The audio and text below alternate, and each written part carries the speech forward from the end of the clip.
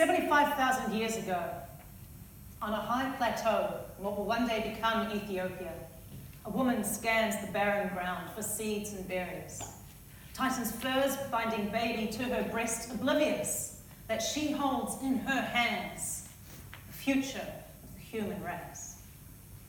On the brink of extinction, humanity's population has dwindled to a mere handful. Perhaps just a few thousand of us remain on the face of the earth.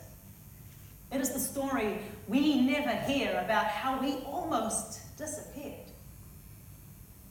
Some 10,000 years ago, on the alluvial plains of Mesopotamia, an aging farmer gazes out across a golden field of barley. The ancient ones speak of a time when food was foraged from the wild, but he has planted with intent.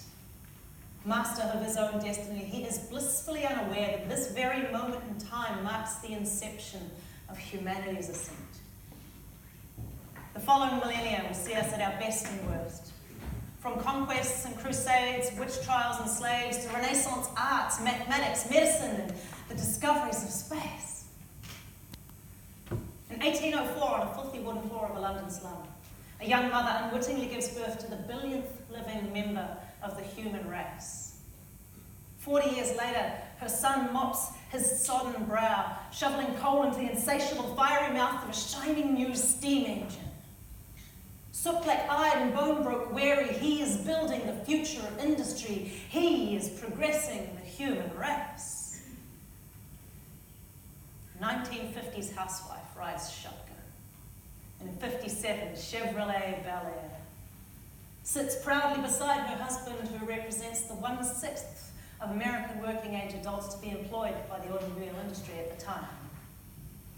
Oblivious to unintended consequences, they are paving freeways across the future. In 2008, from the elevated porch of the Longhouse in Borneo, an elder surveys the thick, dark smoke blanketing a land where forest fires are foreign. The rainforest slash and burn makes way for monocultural palm oil. The fires burn so vast that the collective smoke would account for 30% of global greenhouse gas emissions that year. It is 2019 and we are no longer unaware, no longer averting our eyes from that caged canary that has been lying unmoving for quite some time now. It is 2019 and the earth is submitting her invoices for the streets we have paved with gold, for every incremental blip in human progress. And payment needs to be underwritten by a monumental mind shift.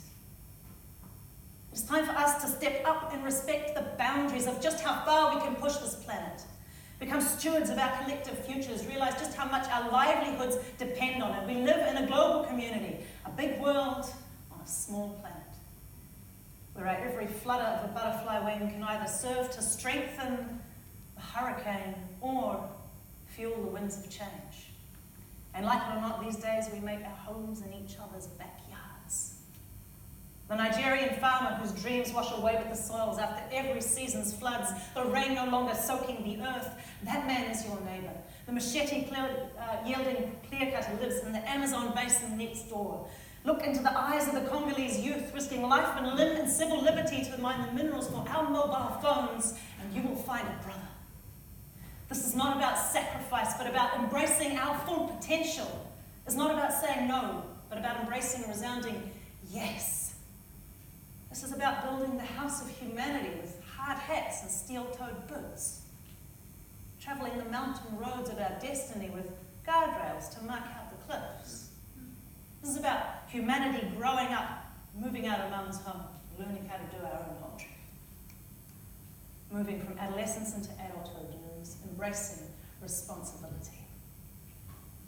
100 billion moments of human progress have brought us to this point. 100 billion blips. In late 2017, in Wellington, a woman enters a fertility clinic with bated breath.